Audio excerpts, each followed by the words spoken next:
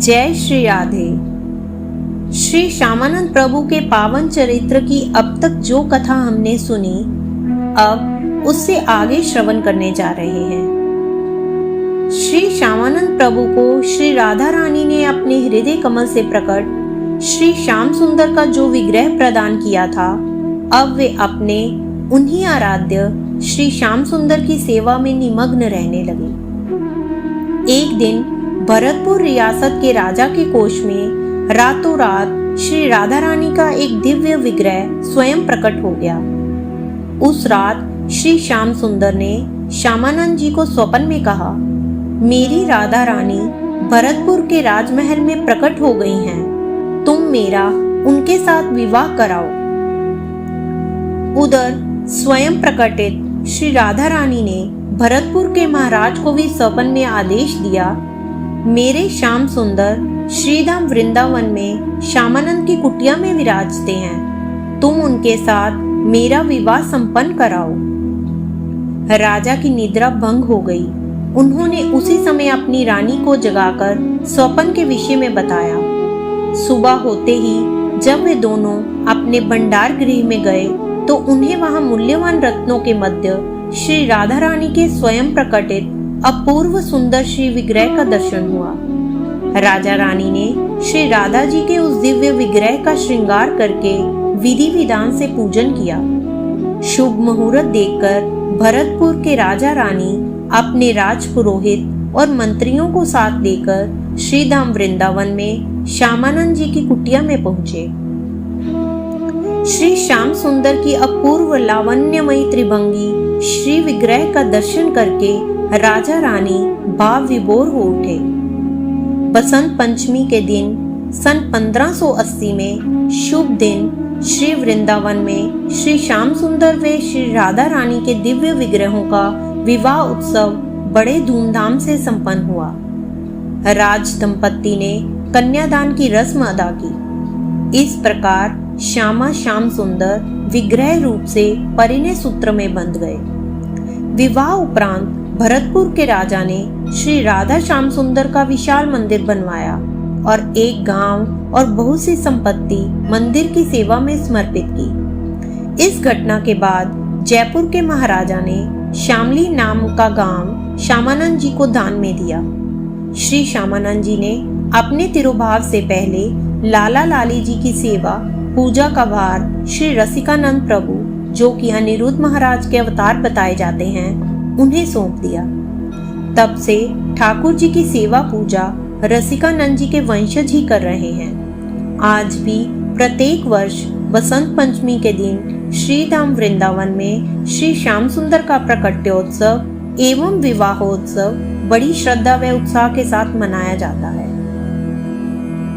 वृंदावन में षट गोस्वामियों द्वारा लिखे हुए भक्ति ग्रंथों का प्रचार बंगाल क्षेत्र में हो, इसलिए वृंदावन के गौड़ीय वैष्णव गोस्वामियों ने ग्रंथों की प्रतियां साथ देकर श्री श्यामानंद प्रभु, श्री नरोत्तम दास ठाकुर और श्री निवासाचार्य जी को बंगाल प्रांत में जाने की आज्ञा दी। राह में विरमवीर नाम के वन विष्णुपुर के राजा ने सारे ग्रंथ चोरी कर लिए। श्री निवासाचार्य जी वहीं पर ग्रंथों की खोज करने हेतु रुके रहे।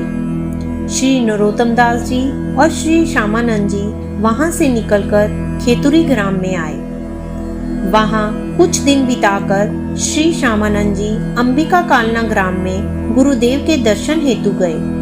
कुछ दिन गुरुदेव की सेवा में रहे और गुरुदेव की आज्ञा से हरि नाम का प्रचार उत्कल देश में करने लगे। उत्कल देश में श्यामानंद प्रभु ने कई विमुखों को दीक्षा देकर उनका उद्धार किया। कुछ समय पश्चात श्यामानंद प्रभु को वृंदावन का विरह सताने लगा, इसलिए उत्कल देश से अपने परिवार के सेव्य ठाकुर व अन्य शिष्यों को लेकर श्री वृंदावन की ओर चलने लगे। रास्ते में घने जंगलों से होते हुए अचानक दो बड़े बड़े शेर उनका रास्ता रोककर खड़े हो गए। उनकी दहाड़ सुनकर सभी वैष्णव भयभीत होने लगे। श्री श्यामानंद जी ने हाथ उठाकर कहा, हरि नाम मंत्र का उच्चारण करो।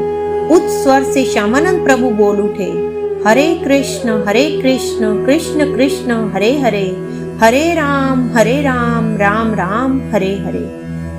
हरि नाम श्रवण करते ही वे दोनों शेर शांत हो गए। श्यामानंद प्रभु के पास आकर दोनों ने झुककर प्रणाम किया और वहां से निकल गए। वृंदावन में श्यामानंद प्रभु को इतने वर्षों बाद पुनः देखकर श्रीपाद जीव गोस्वामी और अन्य वैष्णवों को बहुत आनंद हुआ। वृंदावन में श्यामानंद प्रभु अपने आराध्य श्री राधा श्याम सुंदर की सेवा में लग गए। एक दिन श्यामानंद प्रभु ध्यान में श्री प्रियालाल जी की लीलाओं का रसास्वादन कर रहे थे। श्री श्याम सुंदर जी ने ध्यान में श्री श्यामानंद प्रभु को कहा, हे श्यामानंद, आजकल उत्कल देश के लोग पाप कर्म में रत होने लगे हैं। वे तामसी सिद्धियों और तंत्र मंत्र प्रयोग को ही भक्ति समझते हैं। वहां जाकर रसिक मुरारी को अपना शिष्य बनाओ और साथ मिलकर वहां के जीवों का उद्धार करो। श्यामानंद प्रभु का मन अब वृंदावन छोड़कर अन्यत्र कहीं जाने को नहीं हो रहा था। वे सोचने लगे कि अभी तो उत्कल देश से आया हूँ, अब तो मैं वृंदावन में ही रहूंगा। श्यामानंद जी ने प्रभु की इस आज्ञा के बारे में किसी को कुछ नहीं बताया और वृंदावन में ही रहने का निश्चय किया। जब श्री कृष्ण ने देखा कि श्यामानंद हमारी बात नहीं मान रहे हैं, तो उन्होंने श्री जीव गोस्वामी को स्वप्न में दर्शन देकर कहा, हे जीव, मैंने 3 बार श्यामानंद से उत्कल देश जाने को कहा, परंतु वह व्रत छोड़कर नहीं जाता। अब आप ही उसे कुछ समझाओ। अगले दिन जीव गोस्वामी ने श्यामानंद प्रभु को समझाकर उत्कल जाने के लिए कह दिया। श्यामानंद जी किशोरदास, श्यामदास, बालकदास आदि शिष्यों को साथ लेकर उत्कल देश को चल दिए। सभी वैष्णव जब आगरा पहुंचे, तब वहां के यवन अधिकारी के कुछ सिपाहियों ने सब वैष्णवों सहित श्यामानंद जी को पकड़ लिया और कारागृह में डाल दिया। उन्हें शंका थी कि ये सब डाकू हैं, क्योंकि इनके पास अपना कोई पहचान पत्र अथवा चिन्ह नहीं है। रात में भगवान श्री कृष्ण ने नरसिंह रूप धारण किया और यवन अधिकारी को स्वप्न में प्रकट होकर कहा कि सभी वैष्णवों को कैद से मुक्त करे, अन्यथा परिणाम अच्छा नहीं होगा। अगले दिन वह यवन अधिकारी भागकर श्यामानंद जी के पास आया और चरणों में गिरकर क्षमा याचना करने लगा। श्यामानंद जी ने उसे क्षमा किया और हरिनाम महामंत्र का प्रसाद प्रदान कर उसे वैष्णव बना दिया। उसको साधु सेवा करते रहने का उपदेश देकर श्यामानंद जी आगे की यात्रा की ओर चल पड़े। श्री हरिनाम का प्रसाद सर्वत्र वितरित करते हुए श्यामानंद प्रभु दारेंदा ग्राम पहुंचे। वहां पर एक दुष्ट पठान रहता था जिसका नाम था शेर खान। उसको नाम संकीर्तन केवल नाच गाना और हल्ला गुल्ला ही लगता था। अपने कुछ साथियों को लेकर उसने वैष्णवों के मृदंग आदि सब वाद्य तोड़ दिए।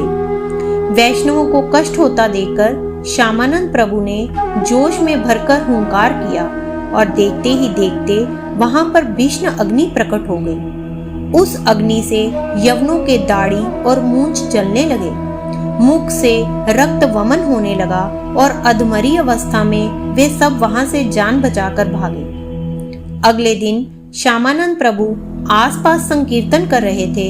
उस समय पठान शेर खान उनके पास आकर चरणों में गिर पड़ा। श्यामानंद प्रभु से क्षमा याचना करते हुए कहने लगा, कल रात स्वप्न में मैंने अल्लाह को बहुत भयंकर रूप में देखा। कुछ देर बाद वे सुंदर रूप में दिखाई दिए और उन्होंने अपना परिचय चैतन्य प्रभु नाम से दिया। उन्होंने मुझसे कहा कि श्यामानंद जी से क्षमा मांगकर उनसे दीक्षा लो, अन्यथा तुम्हें नरक की भयंकर यातनाएं भोगनी पड़ेंगी। पठान श्यामानंद प्रभु से कहने लगा, हे प्रभु, मेरे अपराध को क्षमा करें, आप मुझ पर कृपा करके अपना बना लीजिए। श्री श्यामानंद प्रभु ने पठान को क्षमा किया और हरिनाम मंत्र देकर उसका नाम श्री चैतन्य दास रख दिया। घंटाशिला पहुंचकर श्री श्यामानंद प्रभु की भेंट श्री रसिक मुरारी जी से हुई, जो आगे चलकर उनके प्रमुख शिष्य भी हुए। श्री रसिक मुरारी उनकी पुत्री देवकी और पत्नी इच्छा देवी, जिसका नाम बाद में श्यामदासी रखा गया, इन सबको श्यामानंद प्रभु ने श्री महामंत्र की दीक्षा प्रदान की। श्री श्यामानंद और श्री रसिकानंद प्रभु ने साथ में ही घूमकर हरिनाम का बहुत प्रचार किया। एक दिन वे चाकुलिया नामक स्थान पर पहुंचे, जहां पर रसिकानंद प्रभु के पुराने मित्र दामोदर पंडित भी रहते थे। दामोदर पंडित बहुत विद्वान थे और योग मार्ग से साधना किया करते थे। भक्ति मार्ग में कुछ विशेष रुचि वे नहीं रखते थे। एक दिन रसिकानंद प्रभु ने दामोदर पंडित से कहा कि उसे श्यामानंद प्रभु से दीक्षा ग्रहण कर लेनी चाहिए, क्योंकि ऐसे संत भगवान की विशेष कृपा से ही मिलते हैं। श्री दामोदर पंडित अभिमान में भरकर कहने लगे कि वो दीक्षा तभी लेंगे जब उन्हें श्यामानंद प्रभु में कोई विशेष बात की अनुभूति होगी। चाकुलिया ग्राम में खरबा नदी के तट पर एक छोटे से वन में नित्य प्रति दामोदर पंडित योग साधना किया करते थे। एक दिन योग साधना करते करते सहसा सर्वत्र प्रकाश फैल गया और दामोदर को दिव्य वृंदावन का दर्शन होने लगा। एक कल्पतरु के नीचे रत्न जटित आसन पर मुस्कुराते हुए वंशीधारी श्री श्याम सुंदर विराजमान हैं और उन्होंने पीले वस्त्र धारण कर रखे हैं। श्री श्यामानंद प्रभु मंजरी सखी के रूप में प्रभु को पान अर्पण कर रहे हैं। ये दृश्य देखकर दामोदर पंडित समझ गए कि श्यामानंद प्रभु कोई साधारण मनुष्य नहीं है, वे श्री राधा माधव की कोई सहचरी सखी ही हैं। इतने पर भी उनका मन श्यामानंद प्रभु से दीक्षा लेने का नहीं हुआ। उन्हें अपने ब्राह्मणत्व का अभिमान था। उच्च कुल का अभिमान उन्हें श्यामानंद प्रभु की शरण में जाने से रोक रहा था। जब वे वन से निकलकर अपने घर पहुंचे, तब उन्होंने देखा कि श्यामानंद प्रभु माला लेकर हरिनाम जप कर रहे हैं और उनके शरीर पर स्वर्ण का जनेऊ है। दामोदर पंडित की आंखें खुल गई। वे जान गए कि भगवान की भक्ति ही सबसे श्रेष्ठ है, इसमें जाति धर्म का कोई बंधन नहीं है। दामोदर पंडित श्री श्यामानंद प्रभु के चरणों में घिरकर क्षमा याचना करने लगे। फिर श्यामानंद प्रभु ने दामोदर पंडित, उनकी माता और दोनों पत्नियों को हरिनाम महामंत्र की दीक्षा प्रदान की और शुद्ध भक्ति के मार्ग पर लगा दिया। इस प्रकार श्री श्यामानंद प्रभु ने अनेकानेक जीवों को हरिनाम दीक्षा देकर उनका उद्धार किया। एक दिन हठात अंबिका कालना से संवाद आया कि श्री हृदय चैतन्य जी का अंतर्ध्यान हो गया है।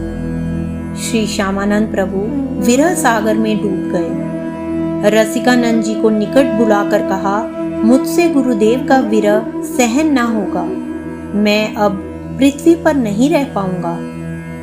उसी समय वे उद्दंड राय के घर नरसिंहपुर चले गए। 4 मास विरह व्याकुल अवस्था में वहां व्यतीत कर संवत 1630 की श्री जगन्नाथ देव की स्नान यात्रा पूर्णिमा के बाद कृष्ण पक्ष की प्रतिपदा को नित्य धाम पधारे।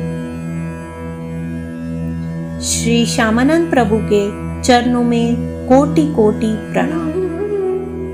गौड़ीय संप्रदाय के संतों और भक्तमाल की कथाओं को यदि आप सुनना चाहते हैं तो कृपया चैनल को जरूर सब्सक्राइब करें और अपडेट्स पाने के लिए बेल आइकन अवश्य दबाएं।